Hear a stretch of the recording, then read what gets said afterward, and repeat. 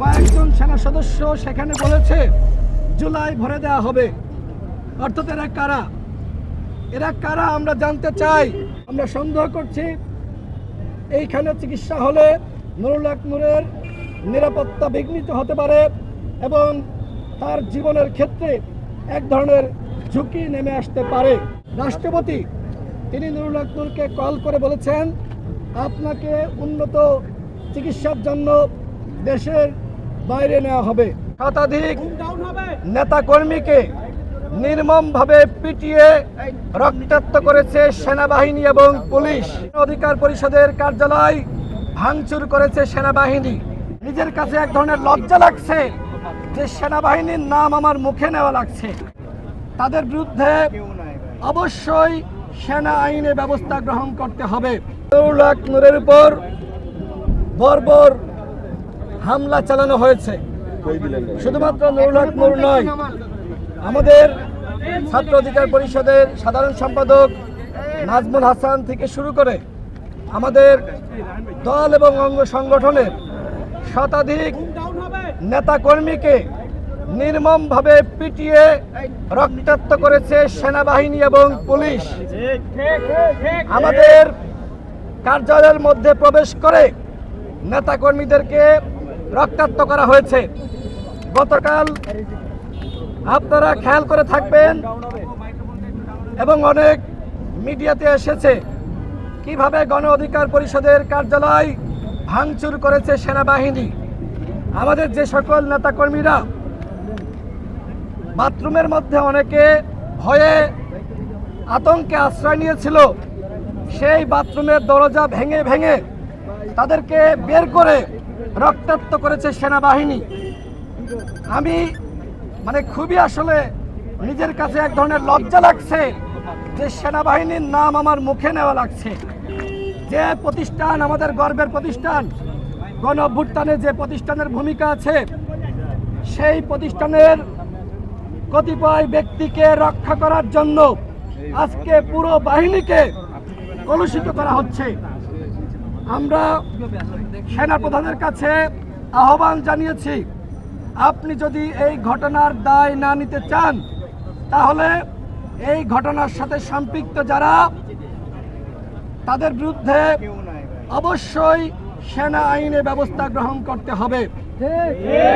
আমরা 24 ঘন্টার সময় দিয়েছিলাম, কিন্তু এর মধ্যেও সেনাপ্রধান তার অবস্থান স্পষ্ট করেননি।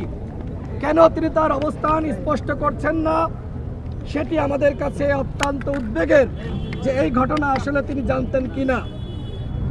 আমরা সেনাপ্রধানকে আবারও বলতে চাই, আপনি অনতিবিলম্বে আমাদের উপর যে হামলা হয়েছে, এই হামলায় আপনার অবস্থান স্পষ্ট করুন।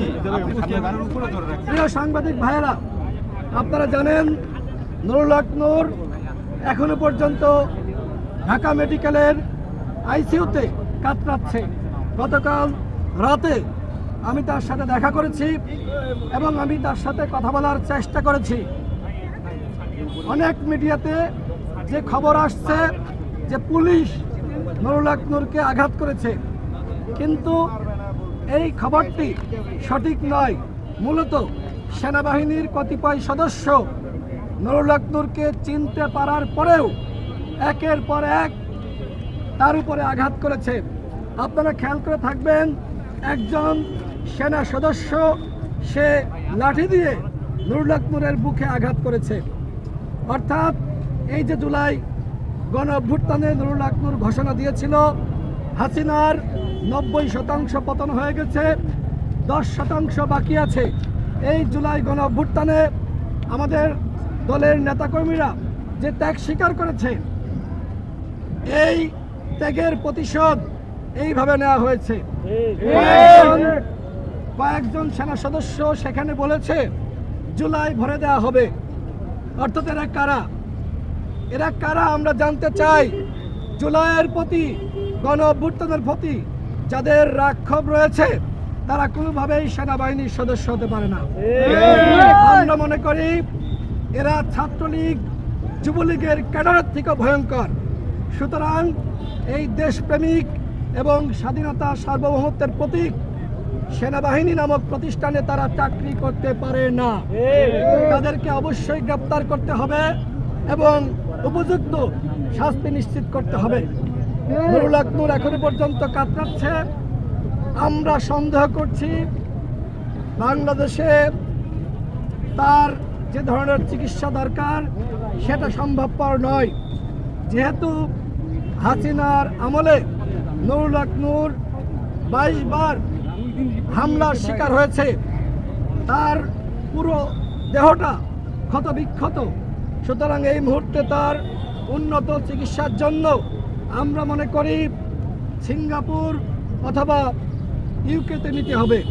এবং গতকাল সরকারের পক্ষ থেকে ঘোষণা দেওয়া হয়েছে নুরুল হক নূরকে উন্নত চিকিৎসার জন্য দেশের বাইরে নেওয়া হবে। আজকেও রাষ্ট্রপতি তিনি নুরুল হক নূরকে কল করে বলেছেন আপনাকে উন্নত চিকিৎসার জন্য দেশের বাইরে নেওয়া হবে। আমরা মনে করছি বাংলাদেশে যে সকল চিকিৎসকরা রয়েছে তারা অবশ্যই দক্ষ, তারা অবশ্যই উন্নত মানের চিকিৎসা দিতে পারে, কিন্তু নানান ধরনের প্রশাসনিক জটিলতা রয়েছে।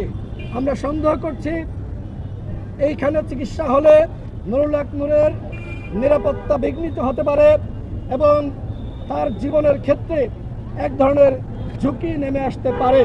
বিভিন্ন সময় এই ধরনের ঘটনা ঘটেছে যে ইঞ্জেকশন পুশ করে একজন জাতীয় নেতা বা জনপ্রিয় নেতাকে মেরে ফেলা হয়েছে। সুতরাং নুরুল হক নূরকে যেহেতু সেনাবাহিনীর কতিপয় সদস্য এইভাবে হামলা করতে পেরেছে এবং আমাদের কাছে যেটি মনে হয় যে টার্গেট কিলিংয়ের উদ্দেশ্যে মূলত নুরুল হক নূরের উপর এই ধরনের হামলা করা হয়েছে। আমরা সরকারের কাছে আহ্বান জানিয়েছি একটি তদন্ত কমিটি গঠন করেন, কিন্তু সরকার বলেছে বিচার বিভাগীয় তদন্ত কমিটি তারা গঠন করবে। আসলেই তারা সেটি করবে কিনা সেটি নিয়ে আমাদের কাছে সন্দেহ রয়েছে। দেখেন যে আমরা 2018 সালের কোটা সংস্কার আন্দোলনের নেতৃত্ব দিয়েছি এবং এই জুলাই গণঅভ্যুত্থানে আমাদের ভূমিকা আপনারা সকলে জানেন। আজকে সরকার 3টি দলকে নিয়ে বৈঠক আহ্বান করেছে। এইটা আমাদের সাথে বৈষম্য। গণঅভ্যুত্থানের আমরা যারা অন্যান্য অংশীজন রয়েছি আমাদের সবার সাথে এক ধরনের বৈষম্য করছে সরকার। সুতরাং সরকারের উপরে আমরা পুরোপুরি আস্থা রাখতে পারছি না।